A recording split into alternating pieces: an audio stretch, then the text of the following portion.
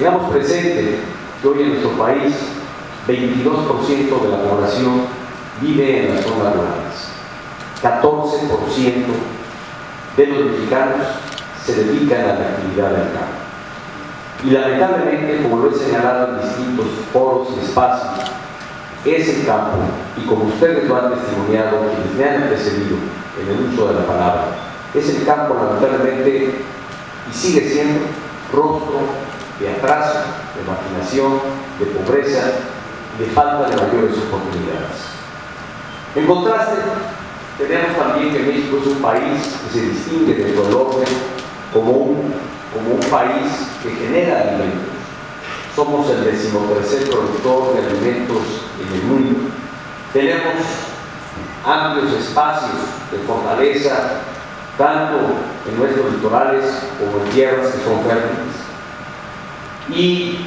algo que me importa mucho compartir con ustedes y dejar con toda claridad señalada es, primero, el compromiso que tiene el gobierno de la República de hacer del campo una de sus mayores prioridades, de realmente emprender una reforma al campo, entendida como el acuerdo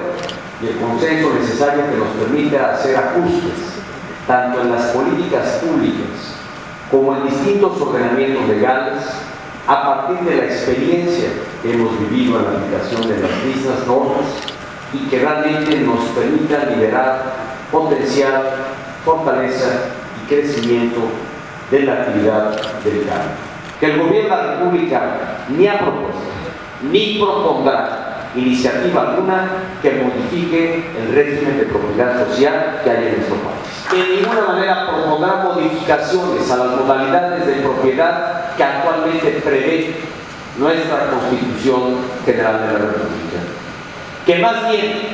cuando hemos hablado de una reforma al campo, insisto, debe de entenderse como un gran acuerdo de todos los sectores que representan al campo, a los productores del campo, a los propios productores, a las instancias del gobierno, para revisar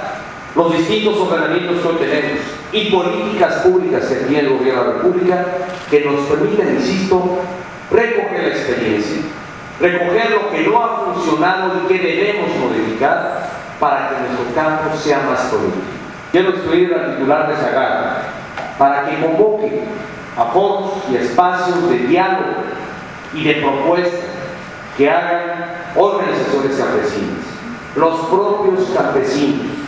y todos quienes están inscritos bajo las 3 modalidades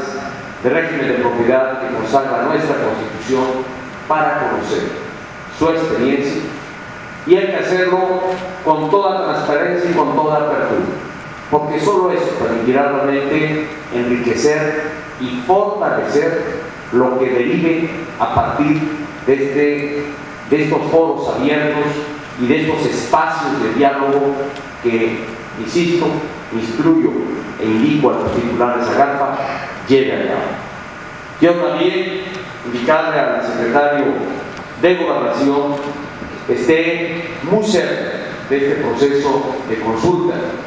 a través de la participación y de la vinculación que guarda con distintas organizaciones sociales vinculadas al campo,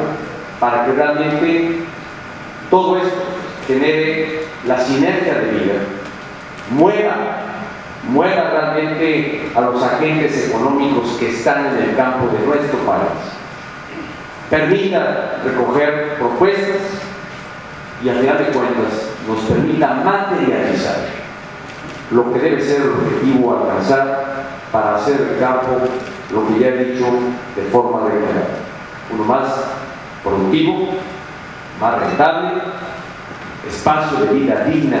para quienes ahí viven y de él dependen, y también una actividad sustentable.